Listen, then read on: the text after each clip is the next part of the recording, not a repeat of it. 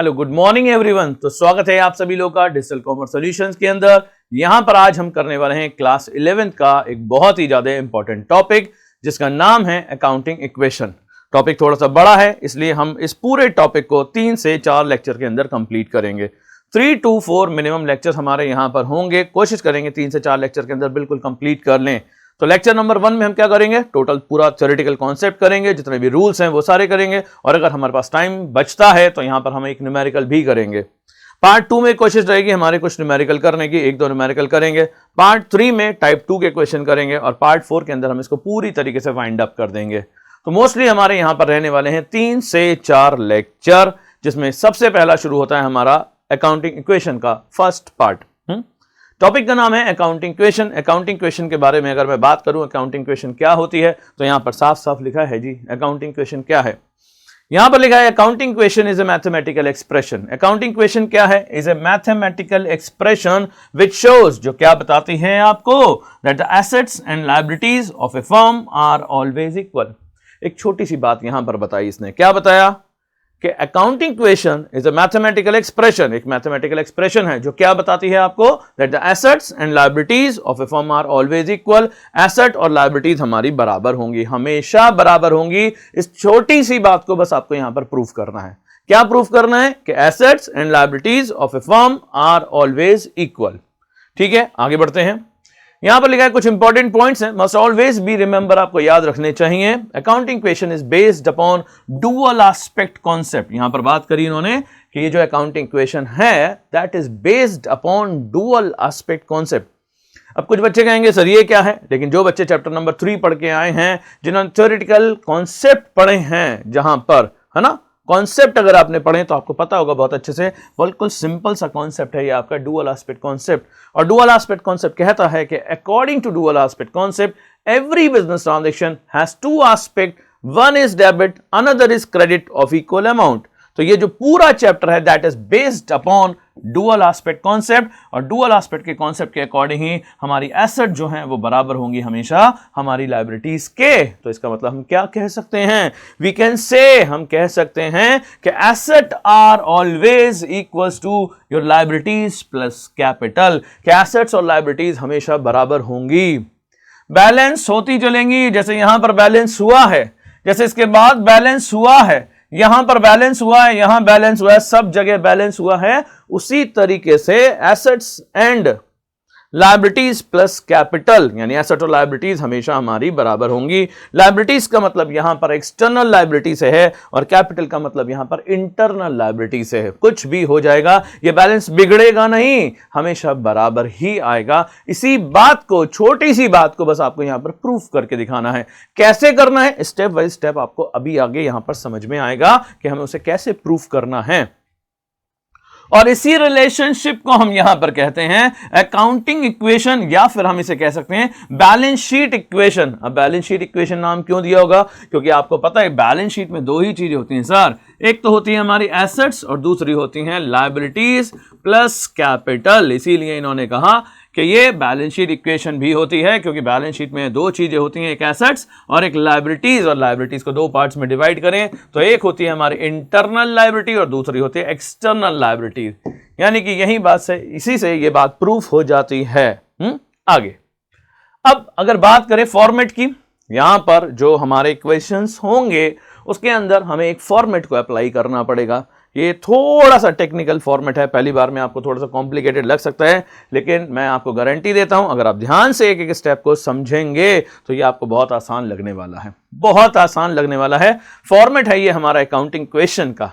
एक तरफ हमें क्या रखना है, एक तरफ रखनी है हमें इसके अंदर अपनी एसेट्स, ठीक है, ये हो गई हमारी एसेट्स, और दूसरी तरफ हमें क्या रखना है, लायबिलिटीज प्लस कैपिटल। एसेट्स में क्या आता है सर, एसेट्स में कैश आता है, स्टॉक आता है, डेटर्स आते हैं, फर्नीचर आता है और अदर एसेट्स भी आती हैं। और लायबिलिटीज में क्या आता है, अगर लायबिलिटीज की बात करें तो एक्सटर्नल लायबिलिटीज में हमारे क्रेडिटर्स आते हैं, बीपी आता है, बैंक लोन आता है और आती है हमारी कैपिटल। इस बात को इस फॉर्मेट के थ्रू प्रूफ करना है। आपको क्या मिलेगा, आपको मिलेंगे कुछ ट्रांजैक्शंस, जैसे यहां पर लिखा है ट्रांजैक्शंस। कुछ ट्रांजैक्शंस आपको यहां पर मिलेंगी, जैसे पहली ट्रांजैक्शन आपको यहां पर दे रखी है, बिजनेस स्टार्टेड विद कैश, ये पहली ट्रांजैक्शन है। अब इसका इंपैक्ट जहां जहां आएगा उस चीज को आपको जस्टिफाई करके बैलेंस करके दिखाना है। अब आपको कैसे पता चलेगा कि यहां पर कौन कौन से दो अकाउंट अफेक्टेड हुए हैं, कौन कौन सी एसेट्स या लायबिलिटीज पे इंपैक्ट आया है, ये बात अभी हम आगे जो कॉन्सेप्ट करेंगे, एक मेंटल एक्सरसाइज करेंगे, वहां पर आपको समझ में आएगा। लेकिन सबसे पहले मैं यहां पर बता रहा हूं कि इसका फॉर्मेट कैसा रहने वाला है। इसका फॉर्मेट कुछ देखने में ऐसा होगा, ठीक है। फिर इसके बाद सेकंड ट्रांजिशन आएगी, सेकंड के बाद थर्ड ट्रांजिशन आएगी, फिर नेक्स्ट ट्रांजिशन आएंगी। इस तरीके से ट्रांजिशन आती जाएंगी और हम इस अकाउंटिंग इक्वेशन को बैलेंस करते जाएंगे और हर एक स्टेज पर यहां पर हमारा बैलेंस क्या है, बराबर होता जाएगा और एंड में जो है हमारा बैलेंस बिल्कुल बराबर आना चाहिए अगर हमने सारी चीजें बिल्कुल ठीक करी हैं तो। फॉर्मेट क्लियर है? फॉर्मेट देख लीजिए, फॉर्मेट लगभग कैसे बनाना है हमें। फॉर्मेट के बाद हम यहां पर करते हैं अब थोड़ी सी मेंटल एक्सरसाइज। इस मेंटल एक्सरसाइज के थ्रू पता चलेगा कि हर एक ट्रांजिशन का कौन कौन सी जगह इंपैक्ट पड़ेगा, क्या हमें प्लस करना है और क्या माइनस करना है। तो बहुत ध्यान से हमें इन सारी ट्रांजेक्शन को एनालाइज करना है और मैं आपको रिकमेंड करूंगा कि एक एक पॉइंट को पॉज करते हुए आप उसे नोट करते चलेंगे और उसके बाद जब आप क्वेश्चन करेंगे तो बहुत आसानी से आप इस क्वेश्चन को अटेम्प्ट कर लेंगे। तो शुरुआत करते हैं मेंटल एक्सरसाइज की। मेंटल एक्सरसाइज में हमने ली हैं कुछ ट्रांजेक्शंस। जैसे यहां पर सबसे पहले हमारी जो पहली ट्रांजेक्शन है वो है बिजनेस स्टार्टेड विद कैश। अब इस ट्रांजेक्शन का क्या ट्रीटमेंट होना चाहिए इसे देखते हैं। अगर हमने बिजनेस स्टार्ट करा है तो आपको सबसे पहले यहां पर देखना है कि कौन कौन से दो अकाउंट हमारे यहां पर इफेक्टेड हुए हैं। अगर बिजनेस स्टार्ट करते हैं कैश से तो एक होता है सर कैश और दूसरा होता है कैपिटल। यस और नो? अगर बिजनेस स्टार्ट करते हैं कैश से तो दो अकाउंट यहां पर इफेक्टेड होते हैं, एक होता है कैश और दूसरा होता है कैपिटल। कैश आप सभी को पता है कि यह है हमारी एसेट और कैपिटल क्या होती है, हमारी लायबिलिटीज। सब लोग एग्री करेंगे इस बात से, कैश हमारी एसेट है या नहीं है, कैपिटल हमारी लायबिलिटी है या नहीं है। तो सबसे पहले हम यहां पर लिखेंगे अपनी business transaction, business started with cash. एक कैश अकाउंट इफेक्टेड होगा और लायबिलिटी साइड में जो होगी वो हमारी कैपिटल इफेक्टेड होगी। सपोज 1 लाख रुपए से बिजनेस स्टार्ट करा है, 1 लाख रुपए मैं कैश में प्लस कर दूंगा, 1 लाख रुपए मैं अपना कैपिटल में प्लस कर दूंगा। बाकी किसी एसेट और लायबिलिटीज पे और कोई फर्क नहीं पड़ा, ना क्रेडिटर पे, ना बीपी पे, ना बैंक लोन पे, किसी और लायबिलिटीज पे कोई इंपैक्ट नहीं पड़ा। इधर से मेरा कैश बढ़ गया और उस साइड से लायबिलिटी साइड से मेरी कैपिटल बढ़ गई। अगर ये दोनों चीजें एक साथ बढ़ गई तो क्या ये बैलेंस बराबर हो गया? हां सर, ये बैलेंस बिल्कुल बराबर हो गया और इसी बात को तो हमें प्रूव करना था। इनका टोटल क्या आ जाएगा? सर इनका टोटल बराबर आ जाएगा। This is our first transaction. ये बात आपको समझ में आ गई? क्या करना है, सबसे पहले ट्रांजैक्शन को देखना है, कौन कौन से दो अकाउंट इफेक्टेड हुए हैं उन्हें देखना है, वो एसेट है या लायबिलिटी है, और एसेट के बाद उसमें वो इंक्रीज हुई है या डिक्रीज हुई है, लायबिलिटीज इंक्रीज हुई हैं या डिक्रीज हुई हैं, इस पॉइंट को चेक करना है। ठीक है, आगे बढ़ते हैं सेकेंड ट्रांजैक्शन पर। सेकेंड ट्रांजैक्शन हमने यहां पर ली है गुड्स परचेज फॉर कैश। अब आपको यहां पर सबसे पहले सोचना है, अगर मैंने गुड्स खरीदा है तो मेरे कौन कौन से दो अकाउंट इफेक्टेड हैं। गुड्स खरीदा है कैश में, यानी एक अकाउंट मेरा होता है परचेजेस और दूसरा होता है कैश। जितना भी गुड्स परचेज होगा, सेल होगा, उन सब का ट्रीटमेंट कहां पर? स्टॉक के थ्रू आपको करना पड़ेगा। ध्यान रखिए, गुड्स परचेज करा है मैंने तो परचेज का मतलब स्टॉक से ही है, मेरा स्टॉक बढ़ जाएगा। गुड्स सेल करा है, मेरा स्टॉक कम हो जाएगा। फिलहाल यहां पर क्या करा है मैंने? गुड्स को खरीदा है तो मेरा एक स्टॉक इन्वॉल्व होगा। स्टॉक कहां आता है सर? मेरी एसेट में आता है। और दूसरा कैश में खरीदा है तो दूसरा मेरा कैश अकाउंट इफेक्टेड होगा। कैश बैलेंस इंक्रीज होगा या डिक्रीज होगा? सर कैश बैलेंस तो डिक्रीज होगा मेरा। तो यहां पर जो मेरे दो अकाउंट इफेक्टेड हुए हैं वो हुआ है एक स्टॉक और दूसरा हुआ है कैश। मेरा स्टॉक क्या होगा? इंक्रीज हो जाएगा और मेरा कैश बैलेंस क्या है? वो डिक्रीज हो जाएगा। क्या ऐसा करने से ये दोनों बैलेंसेस बराबर आ जाएंगे? हाँ सर, ये प्लस माइनस कैंसिल हो गया और इधर तो कुछ इंपैक्ट हुआ ही नहीं, तो ये बैलेंस तो सर ऑटोमेटिकली बराबर आ जाएगा। यानी यहां पर भी क्या करना है सर? वही चीज चेक करनी है और उसका बैलेंस क्या करना है? बराबर करना है। क्यों? क्योंकि accounting equation is a mathematical expression which show the assets and liabilities of a firm are always equal. अगर आपने सही करा है तो ये हर एक स्टेज पे बराबर होता जाएगा। तो आपको अगर गुड्स परचेज करेंगे कैश में तो इसका दो इंपैक्ट आएंगे यहां पर, इसमें स्टॉक को प्लस कर देंगे और कैश बैलेंस में माइनस कर देंगे अगर गुड्स कैश में खरीदा है तो। नेक्स्ट अगर मैं बात करूं, अगर गुड्स मैंने खरीदा है क्रेडिट में, जैसे कि यहां पर दे रखा है good purchase from Gaurav ji से मैंने क्या खरीदा है? गुड्स खरीदा है। अगर किसी पर्सन का नेम आपको क्वेश्चन में दे रखा है, किसी भी पर्सन का नेम अगर आपको क्वेश्चन में दे रखा है तो वो कौन सी ट्रांजैक्शन है आपकी? सर ये है हमारी क्रेडिट ट्रांजैक्शन। क्रेडिट का मतलब होता है सर उधार। उधार में हमने खरीदा है। उधार में गुड्स खरीदा है सर, तो यहां पर दो अकाउंट मेरे इफेक्टेड होंगे सर। एक तो मेरा स्टॉक है, स्टॉक ये बढ़ जाएगा सर। मैंने गुड्स तो खरीदा है, कैश में खरीदूं या क्रेडिट में खरीदूं तो पहला मेरा यहां पर स्टॉक बढ़ जाएगा।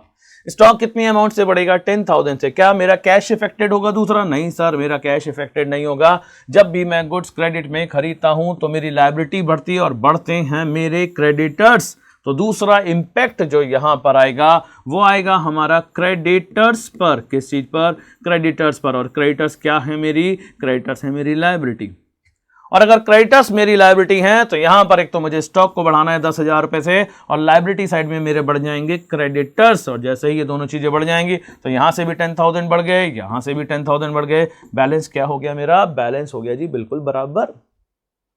हर एक स्टेज पर क्या होगा सर? वही बात सर, कितनी बार बताओगे? बार बार बताएंगे, जिससे कि वो आपके माइंड में बिल्कुल फीड हो जाए वो प्रॉपर इंफॉर्मेशन। ठीक है, बैलेंस हो गया बराबर। नेक्स्ट ट्रांजेक्शन पर आते हैं। नेक्स्ट ट्रांजेक्शन है गुड्स सोल्ड। सर अभी तक परचेज कर रहे थे, अब क्या कर रहे हैं सर? अब हम सेल करेंगे। सेल क्या करा है sir? Goods sold for cash. यहां पर गुड्स को बेचा है, गुड्स को बेचा है। दो अकाउंट इफेक्टेड होंगे सर। एक तो सेल होगा, सेल का मतलब किस चीज से सर? यहां पर गुड्स को ही बेचा है, ठीक है। और दूसरा कैश में सेल करा है तो मेरा कैश अकाउंट इफेक्टेड होगा। गुड्स मेरी एसेट है, कैश मेरा एसेट है। ये दोनों चीजें मेरी एसेट है, यानी कि इनका इंपैक्ट एसेट साइड में ही आएगा, लायबिलिटी साइड में कोई इंपैक्ट नहीं आएगा। इधर देखने की जरूरत नहीं है, आप इधर ही देखें बस।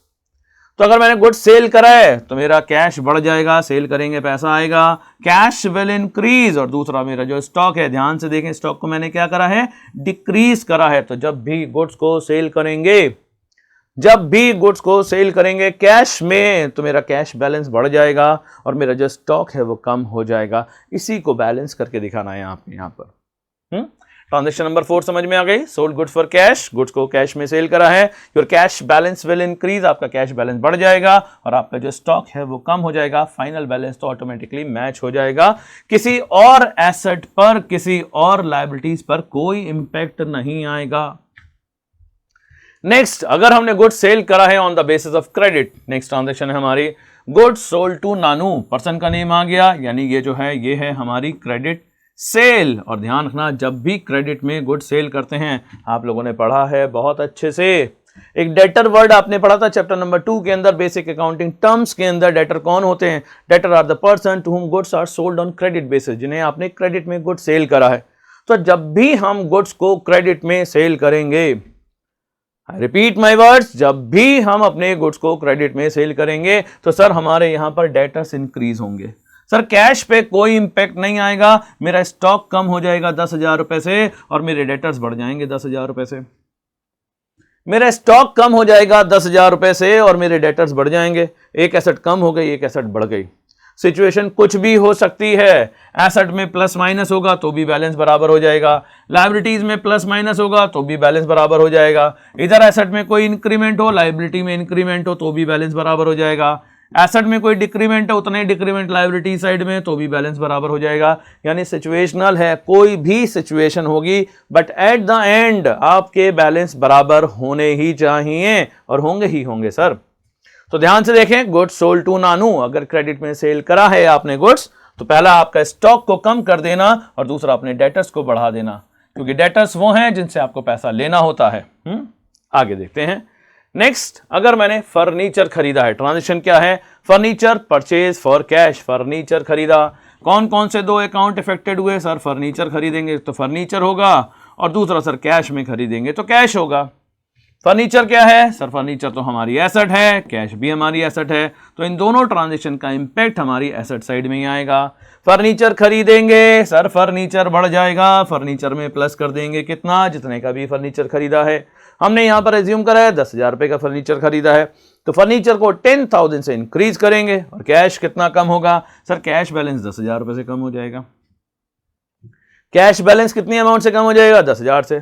सर अगर ये मैंने फर्नीचर चेक के थ्रू खरीदा होता तो सर बैंक में से माइनस कर देते। सर अगर ये फर्नीचर अगर मैंने क्रेडिट में खरीदा होता तो सर हमारे क्रेडिटर्स बढ़ जाते।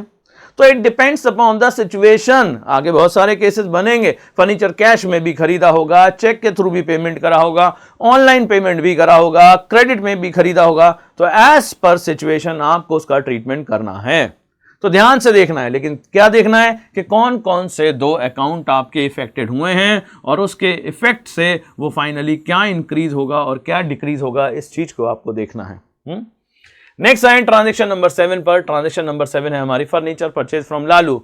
जो बात हम अभी कर रहे थे हमारे सामने आ गई, फर्नीचर खरीदा है लालू से। लालू एक नेम आ गया पर्सन का, तो इसका मतलब ये हमने फर्नीचर खरीदा है क्रेडिट में, और अगर क्रेडिट में खरीदा तो सर क्रेडिटर्स बढ़ने चाहिए, क्रेडिटर्स को बढ़ा दो। एसेट साइड में से अपना फर्नीचर बढ़ा दो और लायबिलिटी साइड में से अपने क्रेडिटर्स बढ़ा देंगे। ये बात अभी मैं कर ही रहा था आपसे, वो ट्रांजेक्शन भी हमारे यहां पर आ गई। ठीक है, ट्रांजेक्शन नोट डाउन करेंगे, आसानी रहेगी।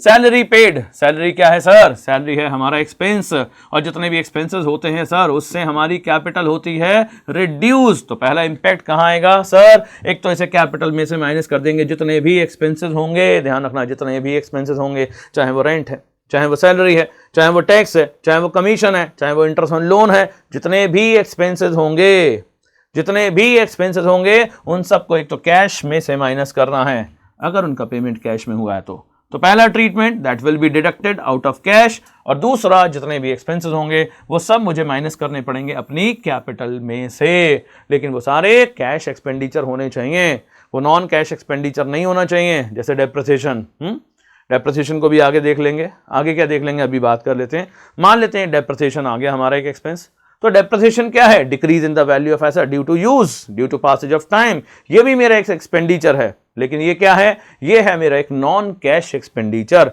इसमें मुझे किसी को कैश नहीं देना पड़ता, मेरे एसेट की वैल्यू कम हो रही है। तो अगर कभी भी डेप्रिसिएशन आए, ध्यान रखना बहुत इंपॉर्टेंट पॉइंट है, तो बीइंग एन एक्सपेंडिचर वो मेरी कैपिटल में से तो माइनस होगा, और दूसरा उसे मैं अपने कैश में से माइनस नहीं करूंगा, that will be deducted out of my asset. मान लो फर्नीचर पे डेप लगा है 1000 रुपए का, तो एक तो फर्नीचर में से माइनस कर देंगे और दूसरा कैपिटल में से माइनस होगा, लेकिन बाकी सारे जितने भी एक्सपेंसेस होंगे, चाहे वो सैलरी पेड हो, चाहे वो रेंट पेड हो, ये सब हमारे कैश एक्सपेंडिचर हैं, तो ये सब कैश में से माइनस होंगे और दूसरा कैपिटल में से माइनस होगा।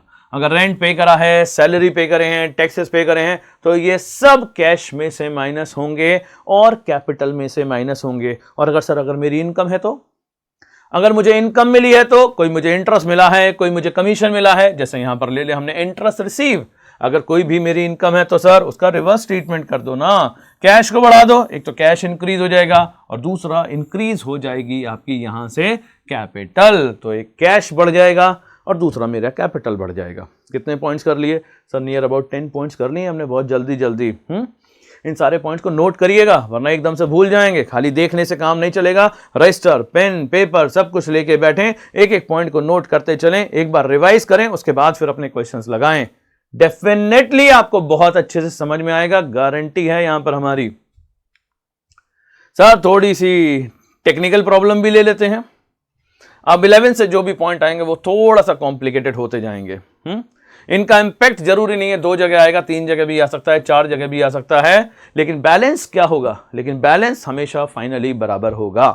हर एक ट्रांजिशन के बाद वो बैलेंस हमेशा हमेशा हमेशा बराबर होगा, अगर आपने गलत नहीं करा है तो। अब यहां पर ट्रांजिशन क्या दे रखी है? Sold goods for cash ₹12,000, cost price ₹10,000, यानी कि यहां पर आपको एक कॉस्ट प्राइस भी दे रखा है और यहां पर एक सेलिंग प्राइस भी है। क्या बताया सर? 10,000 रुपए के गुड्स को आपने कितने में सेल कर दिया? 10,000 रुपए के गुड्स को अगर मैं 12,000 रुपए में सेल कर दूंगा, तो इसका मतलब डिफरेंस 2,000 इज आर प्रॉफिट। 2,000 रुपए का मुझे क्या हो गया है? प्रॉफिट। तो अगर क्वेश्चन में अगर कॉस्ट भी दे रखा है, प्रॉफिट भी दे रखा है और सेल्स भी दे रखा है, तो इसके इंपैक्ट अगर आप ध्यान से देखें तो इसका इंपैक्ट 3 जगह निकल कर आएगा। कितने का गुड्स था सर? 10,000 रुपए का गुड्स का कितने में सेल कर दिया सर? 12,000 रुपए में सेल कर दिया। प्रॉफिट कितना हो गया? 2,000 रुपए का। जितना भी प्रॉफिट हुआ है, जितना भी प्रॉफिट हुआ है, that will increase your capital. ध्यान से सुने, जितना भी प्रॉफिट हुआ है उससे आपकी कैपिटल यानी प्रॉफिट बढ़ जाएगा, that will be increase your capital, वो आपकी कैपिटल को बढ़ाएगा। गुड्स की कॉस्ट कितनी थी सर? गुड्स की कॉस्ट तो 10,000 रुपए थी, तो गुड्स की कॉस्ट जितनी भी थी, तो स्टॉक जो यहां पर कम होगा, ध्यान रखना वो किससे होगा? With your cost price. Your stock will decrease with the cost price, stock cost price से कम होगा। 2,000 रुपए का प्रॉफिट बढ़ेगा, इंक्रीज होगा, that will increase your capital. और फाइनली कितने में सेल करा है? 12,000 रुपए में। 12,000 रुपए में सेल करा है, तो पैसा कितना आएगा हमारे पास? सिंपल सी बात है सर, 12,000 रुपए आएगा। तो ठीक है, जब सिंपल सी बात है 12,000 रुपए कैश आएगा, तो कैश में कितना ऐड करोगे? सर 12,000 रुपये ऐड करेंगे और कितना करेंगे, ठीक है जी, हमने 12,000 रुपये ऐड कर दिया। तो अगर कहीं भी क्वेश्चन में कॉस्ट प्राइस दे रखा है और आपको सेलिंग प्राइस दे रखा है तो डिफरेंस आपको प्रॉफिट या लॉस निकालना पड़ेगा और उसके अकॉर्डिंग इसका ट्रीटमेंट करना पड़ेगा। 10 के गुड्स को 12 में बेचा, डेफिनेट सी बात है 2,000 का प्रॉफिट हो गया। Profit will increase your capital, वो आपकी कैपिटल को बढ़ाएगा।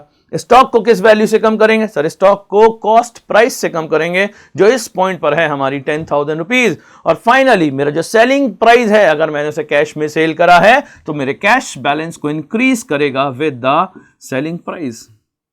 यही गुड्स मान लेते हैं अगर मैंने उधार में बेचा होता तो सर उसका इंपैक्ट कैश में नहीं आता, सर डेटर में चला जाता। क्योंकि डेटर कौन होते हैं, वो लोग सर जिन्हें हमने क्रेडिट में गुड सेल करा है, जिनसे पैसा लेना है। तो इट डिपेंड्स, लेकिन होगा किस प्राइस से, होगा वो सिर्फ आपका सेलिंग प्राइस से ही। ठीक है जी, ये भी समझ में आ गया। सर 10 के गुड्स को 12 में बेचा तो प्रॉफिट हो गया। अगर 15,000 वाले गुड्स को, देखो गुड का कॉस्ट कितना है 15,000, अगर 15,000 वाले गुड्स को 12,000 में बेचें तो प्रॉफिट है या लॉस है, सर यहां तो लॉस है क्योंकि 15,000 रुपए कॉस्टिंग थी, 12 में बेचा तो सर यहां तो 3,000 का लॉस विजिबल है।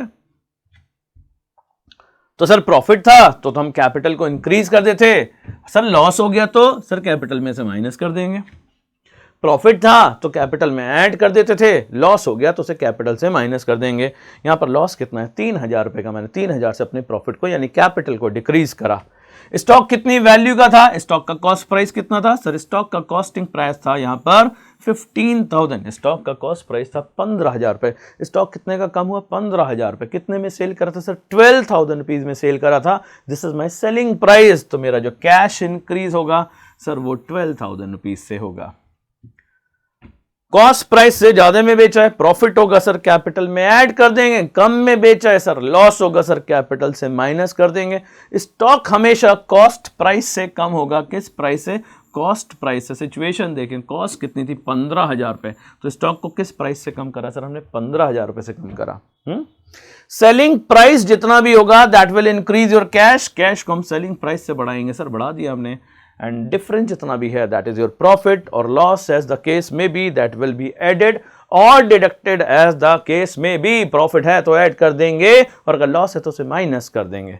ठीक है जी, इतना क्लियर है, आगे बढ़ते हैं। नेक्स्ट ट्रांजेक्शन है हमारी गुड्स डिस्ट्रॉयड बाय फायर। क्या डिस्ट्रॉयड हुआ है सर, गुड्स, और गुड्स का मतलब होता है सीधे सीधे स्टॉक से, गुड्स का सीधे सीधे मतलब होता है स्टॉक से। डिस्ट्रॉयड बाय फायर, और अगर गुड डिस्ट्रॉयड बाय फायर होगा तो सर लॉस होना तो तय है, और अगर लॉस होगा that will decrease your capital. दो जगह इसका इंपैक्ट आएगा। गुड्स यानी स्टॉक विल रिड्यूस, स्टॉक कहां आता है सर, हमारी एसेट साइड में आता है, तो एक इंपैक्ट तो एसेट साइड में आएगा, माई stock will decrease with that price, जितना भी उसका कॉस्ट प्राइस है। और दूसरा, जितना भी लॉस हुआ है that will decrease your capital, जितने भी लॉसेस हैं वो सब मेरी कैपिटल को रिड्यूस करेंगे। तो अगर गुड डिस्ट्रॉयड बाय फायर है, दो जगह इंपैक्ट आएगा, एक स्टॉक में my stock will decrease, second my capital will also decrease, मेरी कैपिटल भी यहां पर क्या होगी, कम होगी। आगे देखें, goods given as charity, next transaction है हमारी goods given as charity. Charity क्या है सर, ये हमारे बिजनेस का एक्सपेंसेस हैं, और एक्सपेंसेस हैं तो कहां जाएंगे सर, सारे एक्सपेंसेस तो कैपिटल से माइनस करते हैं, अभी आपने बताया था थोड़ी देर पहले। तो अगर गुड्स गिवन एज चैरिटी है तो पहला एक तो कैपिटल में से माइनस कर दो, और दूसरा आपने क्या दिया है, गुड्स दिया है, गुड्स दिया है, और अगर गुड्स दिया है तो उसका डायरेक्ट इंपैक्ट आएगा हमारे स्टॉक पर। एसेट साइड में मेरा स्टॉक कम हो जाएगा उतने ही प्राइस से, और कैपिटल में से मैं माइनस कर दूंगा उसी प्राइस को, जितना भी वो गुड्स है, जितनी भी उसकी कॉस्टिंग है। तो अगर गुड्स गिवन एज चैरिटी है, same treatment will be there, वैसा ही ट्रीटमेंट होगा। My stock will decrease as well as my capital will also decrease. यहां से भी उतना कम हो गया, वहां से भी उतना कम हो गया, बैलेंस तो बराबर हो ही जाना है, क्योंकि हम क्या कर रहे हैं, we are doing the accounting equation, और अकाउंटिंग इक्वेशन क्या है, इज ए मैथमेटिकल एक्सप्रेशन जो क्या बताती है कि एसेट एंड लायबिलिटीज, लायबिलिटीज का मतलब दोनों ही टाइप की लायबिलिटीज है, internal as well as external, internal ये वाली, एक्सटर्नल ये वाली है, ठीक है, वो हमेशा बराबर होंगी। तो ये तो सर हर एक स्टेज पर बराबर आ रही है, क्वेश्चन में भी आनी चाहिए, खाली यहीं पे नहीं। नेक्स्ट ट्रांजेक्शन की बात करें, good distributed as free sample. यहां पर भी सर क्या दिया है, गुड्स दिया है। अरे गुड्स है तो सीधे सीधे स्टॉक में आ जाओ। एज फ्री सैंपल, फ्री में सैंपल क्यों देते हैं सर? अपने बिजनेस के एडवर्टीजमेंट के लिए, सेल के प्रमोशन के लिए। एडवर्टीजमेंट है मेरा एक्सपेंस, तो ये भी सर मेरे स्टॉक से माइनस होगा और दूसरा मेरी कैपिटल से माइनस हो जाएगा। मैंने क्या दिया है, goods given as free sample. Free में सैंपल देते हैं, एडवर्टीजमेंट अपने गुड्स को प्रमोट करने के लिए। एडवर्टीजमेंट क्या है, मेरे बिजनेस का है एक्सपेंस, तो एक तो कैपिटल में से माइनस कर देंगे और दूसरा गुड्स दिया है सर, गुड्स दिया है, मेरा स्टॉक रिड्यूस होगा, स्टॉक में से माइनस कर देंगे और यहां पर हम इसे कैपिटल में से माइनस कर देंगे। ठीक है जी, इतना क्लियर है। नेक्स्ट आते हैं कैश रिसीव फ्रॉम डेटर। अगर हम गुड्स क्रेडिट में सेल करते थे, क्रेडिट में सेल करते थे अपने डेटर्स को, तो उनसे पैसा लेना पड़ेगा या नहीं लेना पड़ेगा? यस सर, पैसा तो लेंगे ही, बिना पैसे लिए तो हमें नींद नहीं आएगी। तो अगर आपने गुड सेल करा है डेटर को तो उनसे पैसा लेना है। नेक्स्ट ट्रांजेक्शन हमारी इन्हीं से रिलेटेड है, बहुत इंपॉर्टेंट पॉइंट है, डेफिनेटली आएंगे क्वेश्चन में, बिना इन पॉइंट के क्वेश्चन नहीं बनेंगे, ध्यान रखिएगा। अगर गुड्स नहीं, कैश मिला है आपको डेटर से, कैश मिला है डेटर से, दो अकाउंट इफेक्टेड हो रहे हैं, दो दिख रहे हैं, कैश रिसीव फ्रॉम डेटर, एक कैश और एक डेटर, एक कैश और एक डेटर। कैश क्या है, एसेट है। डेटर क्या है सर, ये भी एसेट है। एसेट साइड में आ जाओ। कैश मिला है सर, कैश को इंक्रीज कर देंगे। किससे मिला है, डेटर से, तो डेटर्स कम हो जाएंगे। तो सिंपल सा ट्रीटमेंट है सर, कैश को बढ़ा देंगे और डेटर में से माइनस कर देंगे। कितना सिंपल ट्रीटमेंट है। कैश रिसीव फ्रॉम डेटर, दो अकाउंट इफेक्ट हुए, एक कैश और एक डेटर। कैश बढ़ गया, डेटर कम हो गए, अब तो पैसा मिल गया इनसे, तो इन्हें रिड्यूस कर देंगे। तो अगर कैश रिसीव फ्रॉम डेटर है, your cash will increase and debtor will decrease. लेकिन कभी कभी क्या होता है, हम अपने डेटर्स को दे देते हैं डिस्काउंट कि भैया जल्दी पैसा दे दो, हम आपको 100, 200, 400, 500 रुपए की डिस्काउंट दे देंगे। अब डेटर तो हैं 10,000 रुपए के और हमने इन्हें क्या दिया, एक एडवांटेज दे दिया कि भैया जी अगर आप जल्दी पैसा दे देते हैं तो हम आपको 500 रुपए का डिस्काउंट दे देंगे। ऐसा होता है या नहीं होता है? हाँ सर, बहुत सारे क्वेश्चन में हमने देखा है कि डिस्काउंट वर्ड होता है, एक कैश डिस्काउंट होती है, तो हमें इसे बुक्स ऑफ अकाउंट में रिकॉर्ड करना पड़ेगा। तो ध्यान रखिएगा, अगर क्वेश्चन में दे रखा है कि कैश रिसीव फ्रॉम डेटर ₹9,500, कुछ कम पैसा मिला, ये 95 भी हो सकता है, 96 भी हो सकता है, 98 भी हो सकता है, 99 भी हो सकता है, लेकिन इससे ज्यादा नहीं हो सकता, कम ही होगा। इन फुल सेटलमेंट ऑफ ₹10,000, लेना कितना था, 10,000 लेना था और मिला कितना, 9,500 रुपए मिला। इन फुल सेटलमेंट यानी मुझे कितना पैसा लेना था, 10,000 लेना था, लेकिन फुल सेटलमेंट में मैंने 9,500 रुपए लिया, अपना नुकसान करा, हाँ, लेकिन मुझे जल्दी पैसा मिल गया। तो अगर ऐसा हुआ है तो पहली चीज, इसका इंपैक्ट हमारा एक नहीं, दो नहीं, तीन जगह जाएगा। पहला, कैश मिला है, मेरा कैश इंक्रीज हो जाएगा। कितनी अमाउंट से सर, जितना कैश मिला है। कितना कैश मिला है सर, 9,500 रुपीज का कैश मिला है मुझे यहाँ पर फुल सेटलमेंट में। माई कैश विल इंक्रीज विद ₹9,500, मेरा कैश बढ़ेगा 9,000 रुपए से। डेटर पूरे कैंसिल हो गए हैं, तो डेटर्स में से ये जो अमाउंट माइनस होगी वो पूरा का पूरा 10,000 होगा, ध्यान रखिएगा। डेटर मेरे पूरे कैंसिल होंगे, फुल सेटलमेंट में मैं पैसा ले रहा हूं, ये नहीं कि मैंने 9,500 भी ले लिया, 500 आगे लेना, नहीं, क्वेश्चन में साफ साफ लिखा है फुल सेटलमेंट। तो इसका मतलब सर मेरा तो 500 रुपए का लॉस हो गया। हाँ जी, 500 रुपए का लॉस हो गया, आपने डिस्काउंट दी है उसे। अगर लॉस हो गया तो कहां जाएंगे सर, कैपिटल से माइनस करेंगे। अभी करा था ना, कई बार लॉस आया था, कहां से माइनस करते थे, कैपिटल से माइनस करते थे। तो अगर क्वेश्चन में ये पॉइंट आएगा कि कैश रिसीव फ्रॉम डेटर है और फुल सेटलमेंट में आपने कोई डिस्काउंट दी है, तो सर ये आपका लॉस है, that will be deducted out of capital और उसे आपको अपनी कैपिटल से माइनस करना पड़ेगा। ठीक है, 500 वहां से माइनस कर देंगे, कैश में 9,500 ऐड कर लेंगे, लेकिन डेटर को पूरे 10,000 से कैंसिल करेंगे। ठीक है, चलिए जी। अब डेटर तो वो होते हैं, कौन होते हैं सर, जिनसे पैसा लेना होता है, और डेटर है हमारी एसेट। और कुछ लोग ऐसे होते हैं जिन्हें हम पेमेंट करते हैं, वो क्या होते हैं बताइए जरा, क्या होते हैं, वो होते हैं हमारे क्रेडिटर्स। तो क्रेडिटर्स को पेमेंट करना पड़ेगा, तो उनसे रिलेटेड भी देख लेते हैं क्या होता है, उनको हमें कैश पे करना पड़ता है। तो अगर ट्रांजैक्शन आती है cash paid to creditors, cash paid to creditor, creditor कौन है, to whom we have to पे, जिनसे मैंने कुछ गुड्स खरीदा है, कुछ उधार में लिया है, कुछ लोगों का पैसा देना है, वो सारी मेरी क्या है, लायबिलिटीज हैं, वो मेरे क्रेडिटर्स हैं। क्रेडिटर को पैसा दूंगा तो कौन कौन से अकाउंट अफेक्टेड होंगे सर? एक क्रेडिटर्स होगा और एक कैश होगा। क्रेडिटर को पैसा दिया, एक क्रेडिटर्स और एक कैश। क्रेडिटर क्या है सर? मेरी लायबिलिटी है, तो लायबिलिटी साइड में आ जाना, क्रेडिटर्स में से माइनस कर देना। क्या दिया है? कैश दिया है। अरे भैया तो सीधे सीधे कैश में से माइनस कर दो ना, इधर से क्रेडिटर्स कम कर दो, इधर से कैश कम कर दो, दोनों चीजें कम हो गई, बैलेंस हो गया बराबर। देख लो जी, चेक कर लो, यहां से भी 10,000 माइनस कर दोगे, यहां से भी 10,000 माइनस कर दोगे, तो बैलेंस तो ऑटोमेटिकली बराबर हो ही जाएगा। तो अगर क्रेडिटर को पेमेंट करा है तो इस तरीके से उसका सेटलमेंट हो जाएगा। सर क्रेडिटर्स भी कभी कभी हमें क्या डिस्काउंट अलाउ कर देते हैं? हाँ, जल्दी पैसा दे दो, डिस्काउंट अलाउ कर देंगे आपको। सर तो क्या होना चाहिए? तो क्या होना चाहिए? तो देख लो जी क्या होना चाहिए। अब यहां पर ट्रांजैक्शन है आपके सामने, कैश पेड टू क्रेडिटर, 1 से लेकर धीरे धीरे 19 तक आ गए हैं। सुन के काम नहीं चलेगा, सारे पॉइंट को नोट करना पड़ेगा, बार बार 2 बार 3 बार देखना पड़ेगा, फिर क्वेश्चन करना पड़ेगा, तब आएगा मजा इस चैप्टर के क्वेश्चंस को करने में। वरना क्या है, अटकोगे हर एक क्वेश्चन में। इसलिए ध्यान से करना है, एक एक पॉइंट को केयरफुली नोट डाउन करना है और करना है। बीच बीच में बार बार बताऊंगा क्या क्या करना है, तो ध्यान से देखें। अगर आपने कैश पे करा है क्रेडिटर्स को, कितना? कुछ कम, तो सर ये तो फायदा हो गया, 10,000 देना था 9,800 देना पड़ा, क्या हो गया? फायदा हो गया सर, प्रॉफिट हो गया सर। प्रॉफिट हो गया तो ऐड कर दो भाई कैपिटल में, प्रॉब्लम क्या है? कितना फायदा हुआ? 10 देना था, 9800 दिया, 200 का प्रॉफिट हुआ, कैपिटल में ऐड कर दिया। पैसा कितना गया सर? ये तो 9,800 गए, तो कैश में 9,800 रुपए माइनस कर दो। क्रेडिटर कितने के खत्म हो गए सर? क्रेडिटर तो पूरे खत्म हो गए, अब थोड़ी आएंगे दोबारा पैसा लेने के लिए। 10,000 के क्रेडिटर थे, 9800 फुल सेटलमेंट में दिया है, फुल सेटलमेंट में दिया है हमने, फुल सेटलमेंट। आगे कोई ट्रांजैक्शन नहीं होगी इनसे, यानी क्रेडिटर पूरे कैंसिल होंगे।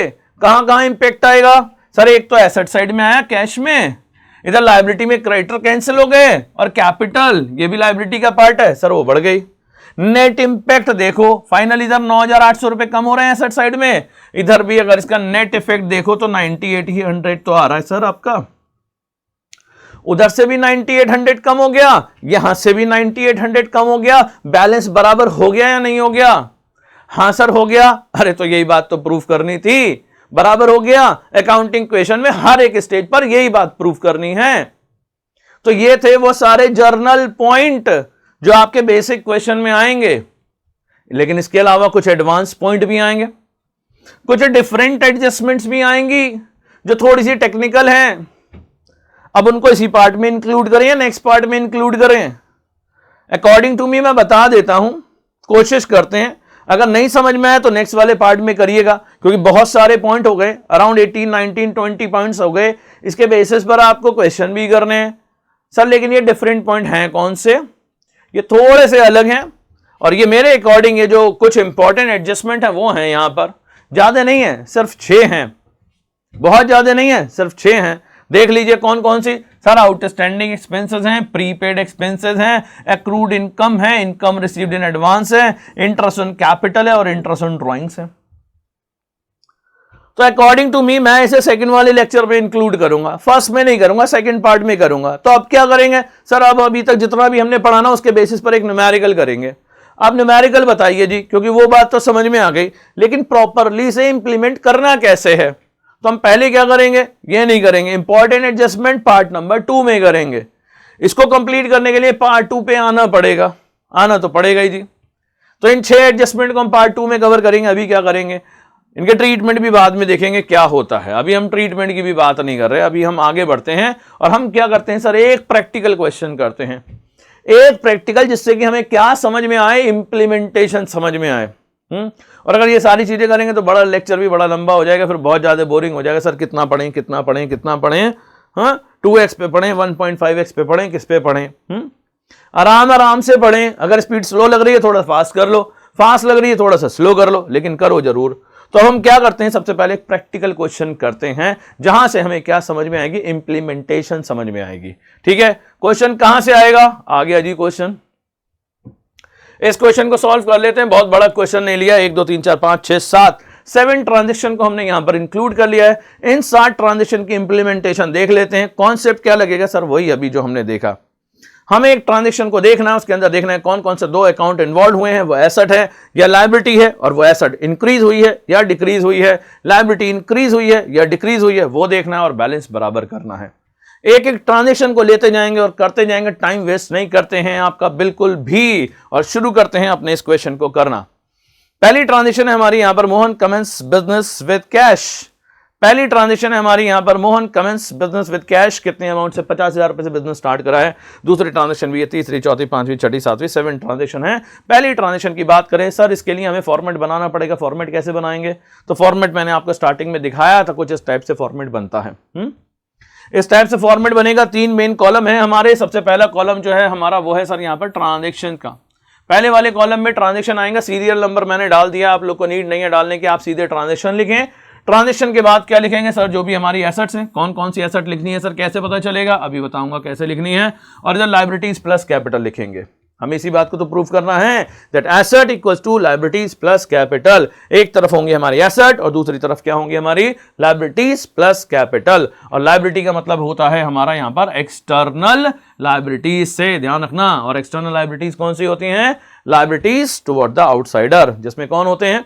क्रेडिटर्स होते हैं। जिसमें और क्या होता है? बिल्स पेबल होते हैं। और क्या होता है सर? बैंक लोन होता है। और क्या होता है सर? बैंक ओवरड्राफ्ट होता है। बहुत सारी एक्सटर्नल लायबिलिटीज होती हैं और इंटरनल लायबिलिटी में होती है हमारी कैपिटल।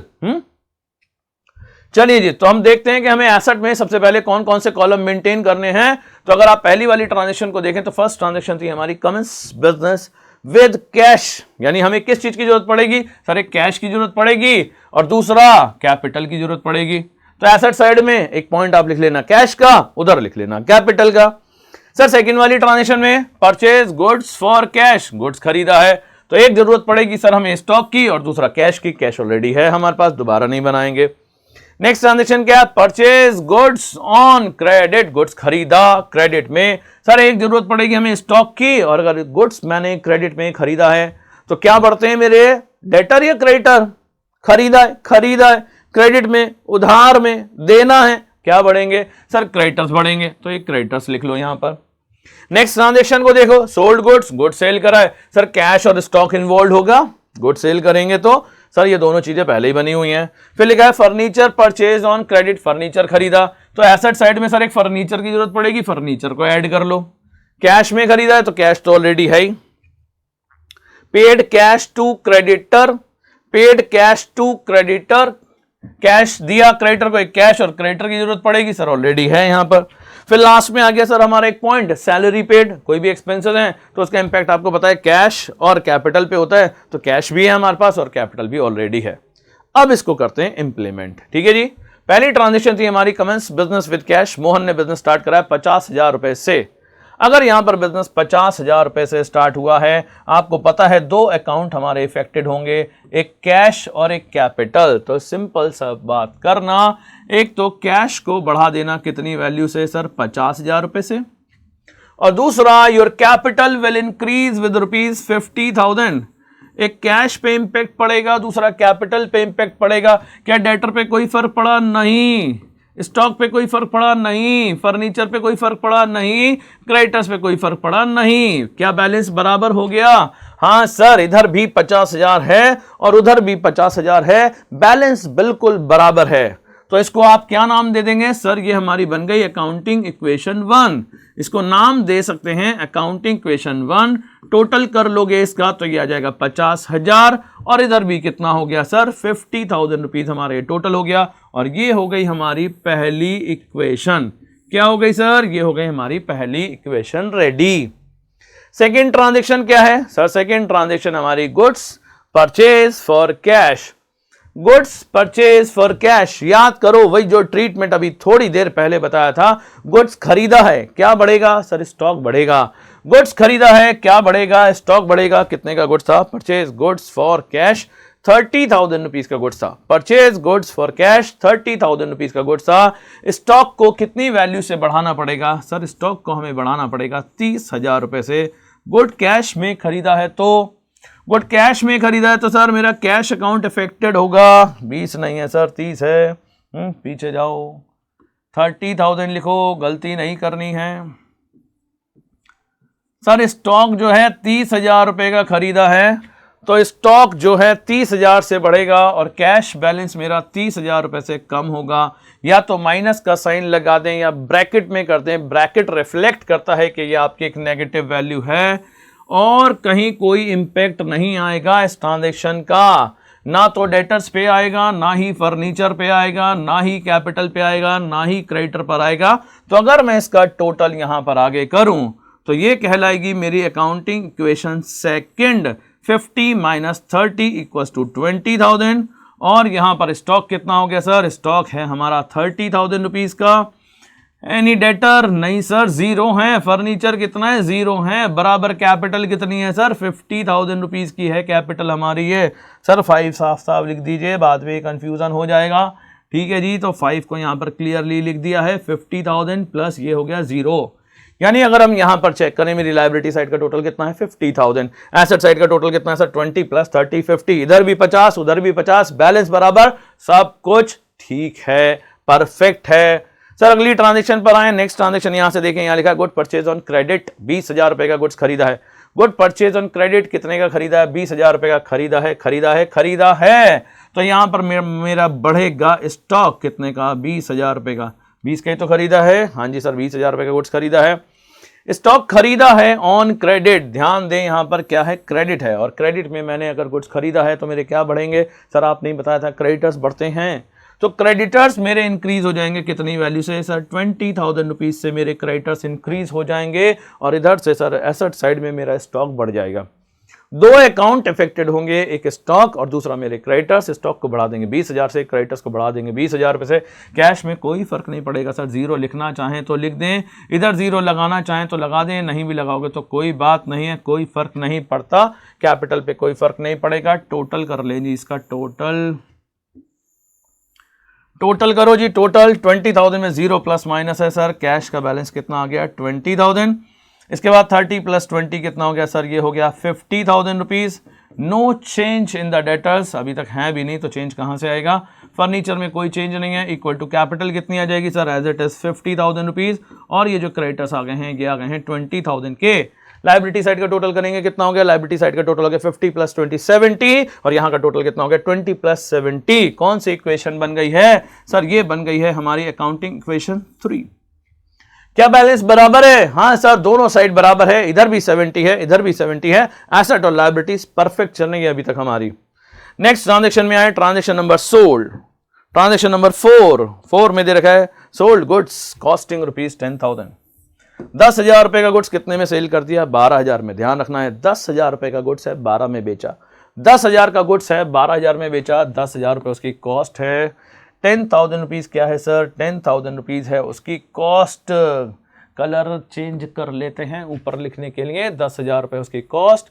सेल करा है हमने कितने में? 12,000 रुपए में। अगर मैं इसे 12,000 रुपए में सेल करता हूं तो 2,000 रुपीज का हमें क्या होने वाला है? प्रॉफिट होने वाला है। यस और नो? हाँ सर, बिल्कुल सही बात है। 10,000 के गुड्स को 12 में बेचोगे 2,000 का प्रॉफिट होगा। तो स्टॉक कितनी वैल्यू से कम होगा सर? स्टॉक 10,000 से कम होगा और इससे कम होगा। आपने बताया था सर स्टॉक को कॉस्ट प्राइस से कम करना है। प्रॉफिट कितना होगा सर? प्रॉफिट होगा सर 2,000 रुपए का। तो अपनी कैपिटल को 2,000 रुपए से बढ़ा देना। सर कैश में सेल करा था या क्रेडिट में सेल करा था? सर सिर्फ गुड सोल्ड लिखा है, बाकी तो कुछ बताया नहीं। तो हम बाय डिफॉल्ट हम कैश ही लेते हैं। तो हमें कैश को कितनी वैल्यू से बढ़ाना पड़ेगा सर? कैश को 12,000 रुपए से बढ़ाना पड़ेगा। कैश में 12,000 रुपए प्लस कर दो, स्टॉक में 10,000 रुपए कॉस्ट प्राइस से माइनस कर दो, और तीसरा जो आपका कैपिटल है उसे 2,000 रुपए से ऐड कर देंगे। बस इतना ही होना है। हाँ सर, इतना ही होना है। इसमें और क्या करना है? टोटल और कर लो जी इसका। टोटल बाकी किसी एसेट लायबिलिटीज पे कोई इंपैक्ट नहीं आया। कैश का बैलेंस आएगा हमारा 20 प्लस 12 32,000। 50 माइनस 10 सर ये तो 40,000 हो गया। लिख दो जी 40,000 रुपये।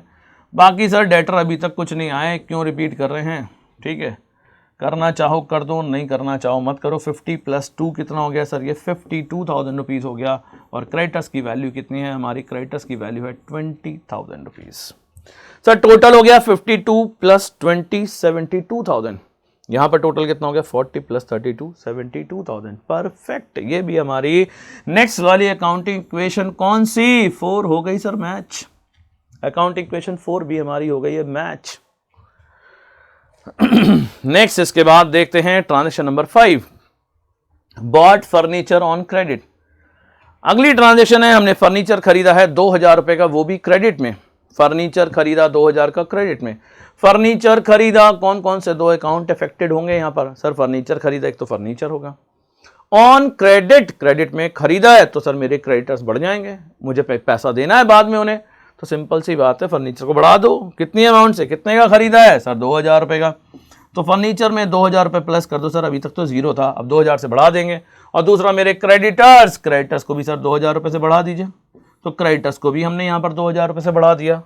सर फर्नीचर बढ़ गया, उधर से क्रेडिटर बढ़ गया, 2 इधर से बढ़ गए, 2 उधर से बढ़ गए, बैलेंस कर लो बराबर। लो जी ये लाइन हो गई ड्रॉ। अब कर लें टोटल, ये बन जाएगी हमारी अकाउंटिंग इक्वेशन 5। देखो बराबर हुई या नहीं, कैश में कोई चेंज नहीं है, as it is we will write 32,000। Stock, stock में लिख देंगे सर हम अपना 40,000। स्टॉक के बाद डेटर, सर अभी तक तो आए नहीं डेटर, कोई बात नहीं थी। फर्नीचर, फर्नीचर कितने का है सर 2,000 रुपीज़ का, इक्वल्स टू, क्या ये बराबर है इन दोनों के सर, कैपिटल में तो कोई चेंज नहीं है, 52,000 रुपीज़ लिख देते हैं। और क्रेडिटर कितने के हो गए मेरे 22,000 रुपीज़ के, 22,000 रुपीज़ के। टोटल कितना हो गया 52 प्लस 22, 50 20 70 74, 74,000 हो गया हमारा यहाँ पर टोटल। और यहाँ पर देखें सॉरी 40 प्लस 30 70 और 70 प्लस 2 कितना हो गया 74।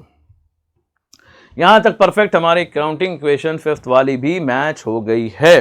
पानी तभी पिएंगे जब पूरा क्वेश्चन कंप्लीट कर लेंगे, ठीक है। थोड़ा सा पेशेंस और रखते हैं और यहां पर आगे हैं अपनी ट्रांजेक्शन नंबर 6 पर।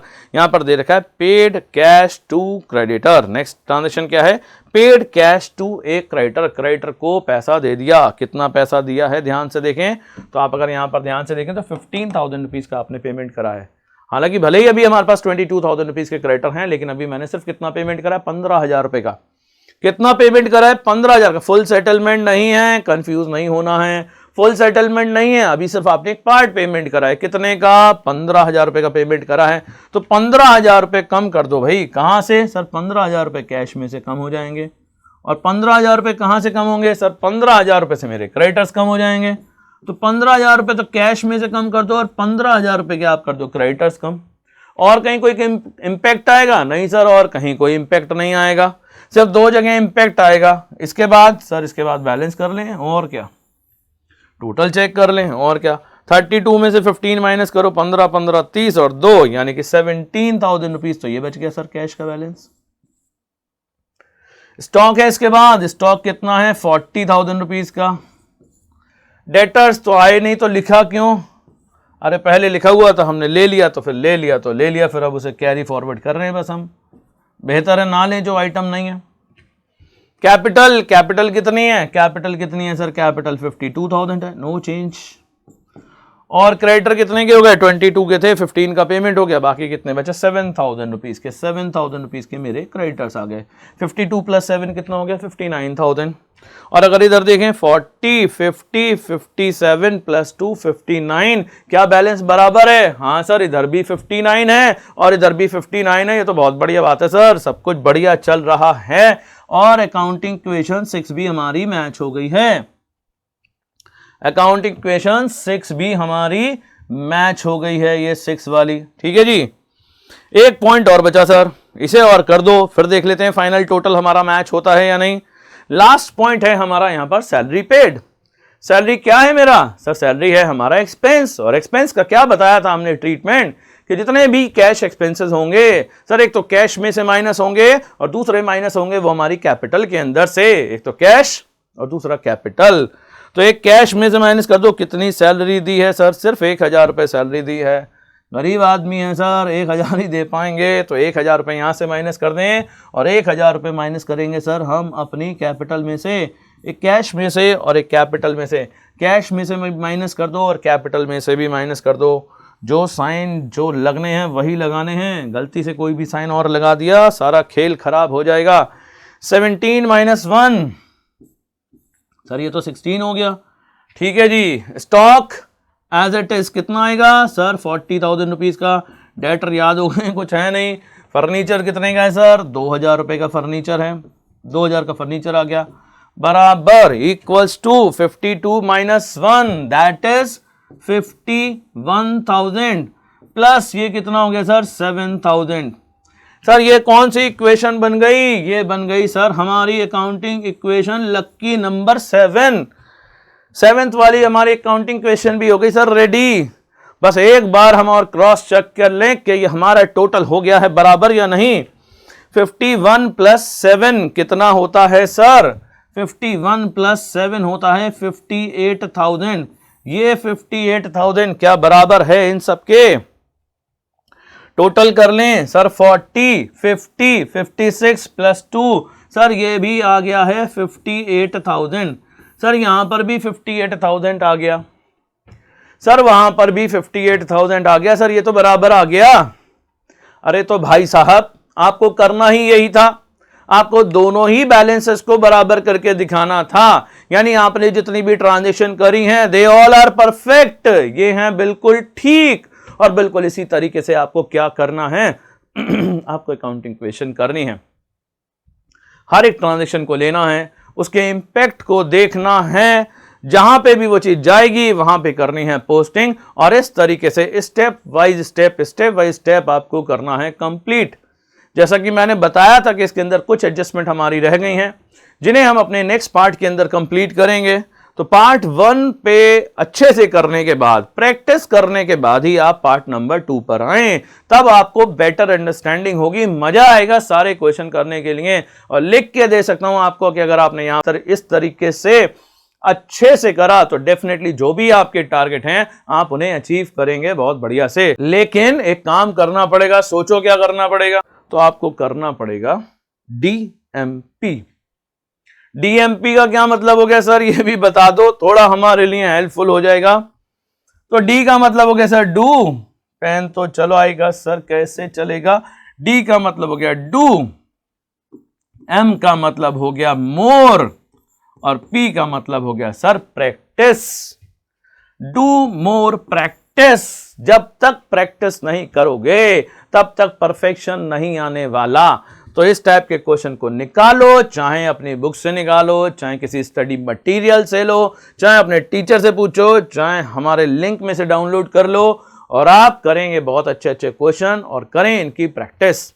अच्छा लगे तो वीडियो को लाइक जरूर करें, अपने फ्रेंड सर्कल में वीडियो को शेयर जरूर करें, चैनल अगर अभी तक सब्सक्राइब नहीं करा है तो उसे सब्सक्राइब जरूर करें, और प्रैक्टिस जरूर करनी है। और आगे के लगभग 2 से 3 और वीडियो के अंदर हम सब कुछ कंप्लीट कर लेंगे। यहाँ पर थोड़ा लंबा जरूर हो गया यहाँ पर हमारा लेक्चर, लेकिन मोस्टली हम इसके अंदर काफी इंपॉर्टेंट पॉइंट कवर कर चुके हैं। ठीक है, तो उन important rest of the adjustment के साथ हम मिलते हैं अपने अगले वीडियो के अंदर, जो होगा अकाउंटिंग क्वेश्चन का पार्ट नंबर 2। तो जल्दी से मिलते हैं अपने सेकंड पार्ट में। ठीक है जी, थैंक यू वेरी मच, मिलते हैं अपने नेक्स्ट पार्ट के अंदर। ठीक है, थैंक यू।